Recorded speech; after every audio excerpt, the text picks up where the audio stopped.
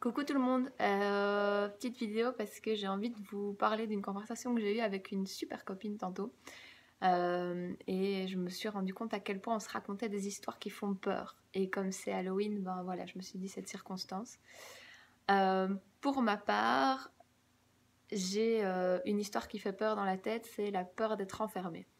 Donc je sais pas d'où ça vient, je m'en fous, c'est là, c'est tout. J'ai vraiment une grande peur d'être enfermée, et surtout dans la routine. Ceux qui me connaissent le savent bien.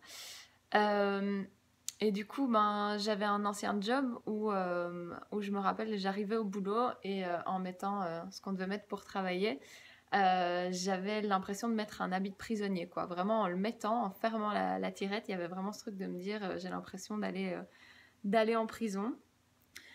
Et quelques temps plus tard, on m'a proposé le job qui pour moi était le job de mes rêves. Et dans ce job, ben, je devais mettre un tutu de danse classique, comme ma passion c'est la danse. Et au début, quand j'ai su que j'allais mettre ce tutu, il y avait en moi ce truc de waouh, mais c'est tellement le rêve, c'est génial. Et puis après quelques temps, et avec toutes les circonstances qui ont fait que, euh, il y a un jour où j'ai mis mon tutu avant de rentrer en scène et en fermant la tirette, j'ai eu ce même sentiment d'être prisonnière que j'avais eu dans mon ancien job qui n'avait absolument rien à voir. Et là, je me suis dit, waouh, ok, donc là, j'expérimente vraiment ce fait de on se balade avec nos valises. Et où qu'on aille, on peut changer de boulot, de mec, de boss, de pays, de religion, on peut changer de tout. Tant que c'est pas conscientisé et libéré, on se balade avec nos bagages et ça ne fait que se répéter. Et donc en parlant avec ma pote tantôt, ben, on se rendait compte à quel point on a ce sentiment d'enfermement et très rapidement on continue à le recréer.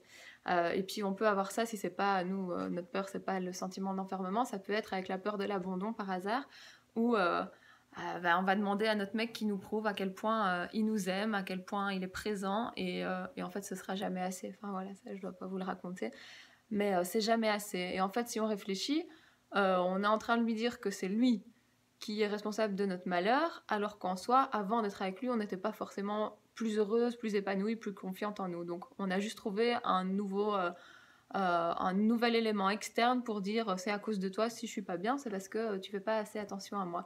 Donc là, c'est plutôt qu'on va se balader avec les lunettes de euh, l'autre ne fait pas attention à moi, j'existe pas, il en fait pas assez. Où qu'on aille, peu importe le mec qu'on a, les amis qu'on a, de toute façon, notre conclusion sera ça parce que ce qui est dommage, c'est qu'on préfère avoir raison que d'être heureux.